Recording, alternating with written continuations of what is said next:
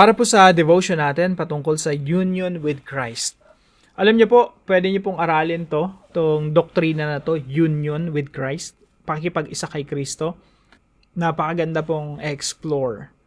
Kasi nung naunawaan ko siya, dun lang lumalim yung pagkakaunawa ko sa bakit ba ako i-bless ng Panginoon? Bakit ba ako pinagpala ng Diyos? All kinds of blessings, no? Spiritual blessings, material blessings. Kasi, biblically speaking, ang dapat kong tanggapin sa Diyos, sumpa curse. Kasi sabi sa Biblia, yung mga nagkakasala, dapat ang tatanggapin sa Diyos, kaparusahan. Pero sabi ko, Lord, bakit pagmamahal ang ibibigay mo sa akin? Bakit biyaya? Bakit pag-ibig? Bakit kapayapaan? Bakit buhay na walang hanggan? Bakit mo ako pagpapalain ng material blessings? Samantalang, dapat nga akong parusahan. Pero pag naunawaan natin yung union with Christ, si Jesus na yung umako ng kasalanan para sa atin, tayo namatay na doon sa krus ng Kalbaryo, kasama ng Panginoong Jesucristo, tayo inilibing at muling binuhay. Nung nabuhay ang ating Panginoong Jesucristo, tayo na kay Kristo. At si Jesus ang pinakamamahal na anak ng Diyos. He is the beloved of God. Tayo ay na kay Kristo. Sisipin niyo pong mabuti. Kung paanong minamahal ng Diyos si Kristo, ganun kanya minamahal. At kung paanong si Kristo ang tagapagmana ng lahat ng bagay ng buong nilikha.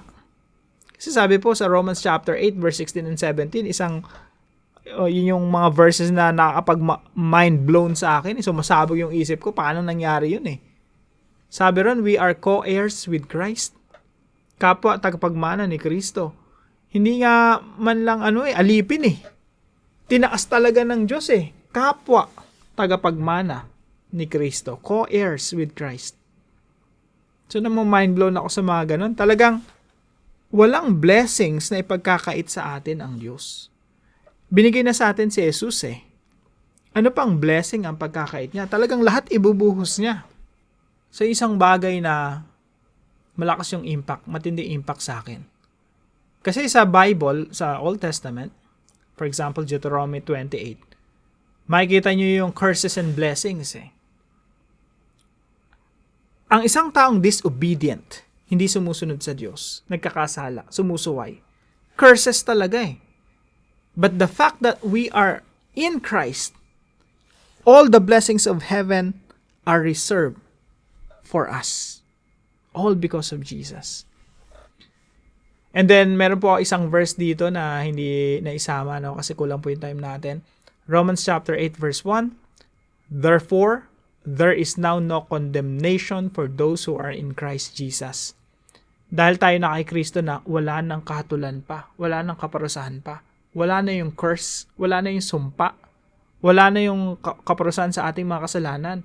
Anong natira? Blessings ng Diyos. Biyaya ng Diyos. Now, mga kapatid, dito po sa mga puntos natin na ibinigay rito, marami po ito, no? Pero gusto ko pong i-emphasize yung point number 3. Pray for more of God's blessings. Pag-pray natin na mas i-bless pa tayo ng Panginoon. Pero bago yon, lalo na pagdating sa material, bago yon, ang ipanalangin natin, maging mga faithful stewards muna tayo ng Diyos. Maging mga faithful, matatapat na katiwala ng Diyos. Hindi po tayo huwag po nating tatuhin yung sarili natin ng mga nagmamay-ari. Isipin nyo, katiwala tayo ng Diyos. At lahat ng pinagkakatiwala sa atin ng Diyos, pagbutihin po natin. We need to become faithful stewards. Kasi po, kung tayo ay faithful stewards, ang Diyos ang magbibigay sa atin ng mas marami pang bagay na ipagkakatiwala niya sa atin. At ang purpose ng blessing, mga kapatid, is not just to make us happy, but also to make other people happy. Ano ibig sabihin nun? Yung blessing ng Diyos, ine-extend natin sa iba. Kung material blessing yan, no? Kahit nga spiritual blessing, ine-extend natin sa iba eh. yung material blessings din, ina-extend natin sa iba. Anong intention natin?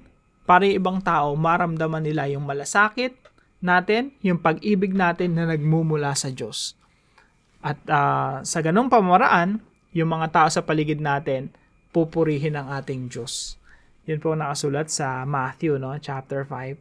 So that they may see your good deeds and glorify your Father in heaven. So dalangin po natin. Pag-pray nyo rin po ako kasi ang dami ko mga activities, ang dami ko mga ginagawa araw-araw. I need your prayers. And salamat po sa inyong pagsuporta dito sa ating channel. Ang dami pong mga generous people. Ang dami pong mga generous na mga tao na ginagamit ng Diyos. Ina-extend, binibless sila ng Lord, tapos ina-extend nila yung blessing sa ating gawain. So, nakikita niyo naman po yun, sinasabi ko naman po yung mga pangalan, no? Mga nagso-support dito sa channel natin para tuloy-tuloy lang tayo. And para po sa iba, no, yung channel natin, hindi naman tayo naiistorbo ng mga commercials kasi may commercial usually sa YouTube may mga ads.